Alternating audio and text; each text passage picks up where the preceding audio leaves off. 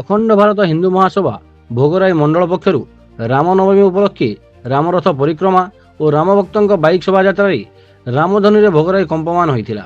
ଭୋଗରାଇରେ ଘରେ ଘରେ ହିନ୍ଦୁତ୍ୱର ବାର୍ତ୍ତା ପହଞ୍ଚାଇବା ପାଇଁ ରାମ, ଲକ୍ଷ୍ମଣ, ସୀତା ଓ ହନୁମାନଙ୍କର ପ୍ରତିମୂର୍ତ୍ତିକୁ ସୁସଜ୍ଜିତ ରଥରେ ସ୍ଥାପନ କରି ଭୋଗରାଇର ଅଧିଷ୍ଠାତ୍ରୀ ଦେବୀ ମା ବିଜୟା ବାସୁଳୀଙ୍କ ମନ୍ଦିରରୁ ପୂଜା କରି ଶୋଭାଯାତ୍ରା ଶୁଭାରମ୍ଭ ହୋଇ କେନ୍ଦ୍ରସ୍ଥଳ ଥାନା ଛକ ଗୋଲେଇ ପରିକ୍ରମା କରି ଶେଷରେ ରାମ ମନ୍ଦିରଠାରେ ରାମ ଭକ୍ତମାନେ ପହଞ୍ଚି ଭଗବାନଙ୍କୁ ଆରାଧନା କରିଥିଲେ। ସନାତନୀ ଧର୍ମ ଆଜି ବିପଦଗାମୀ ହେଉଥିବାର ଅଖଣ୍ଡ ଭାରତ ହିନ୍ଦୁ ମହାସଭା ଉଦ୍ବେଗ ପ୍ରକାଶ କରିବା ସହିତ ଏହାକୁ ରକ୍ଷା କରିବା ପାଇଁ ହିନ୍ଦୁମାନଙ୍କୁ ଜାଗରଣ କରିବା ଲକ୍ଷ୍ୟ ଓ ଉଦ୍ଦେଶ୍ୟ ବୋଲି ଅଖଣ୍ଡ ଭାରତ ହିନ୍ଦୁ ମହାସଭାର ଓଡ଼ିଶା ପ୍ରଦେଶ ସଭାପତି କୌଶିକ ଚାନ୍ଦ ମୁଖ୍ୟ ଅତିଥି ଭାବେ ଯୋଗଦେଇ ମତ ପ୍ରକାଶ କରିଥିଲେ।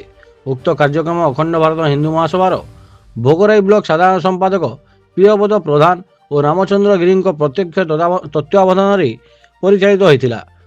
ଏଥିରେ ଶତାଧିକ ବାଇକ୍ ଆରୋହୀ ଓ 500ରୁ ଉର୍ଦ୍ଧ୍ୱ ଯୁବକମାନେ ସାମିଲ ହୋଇଥିଲେ।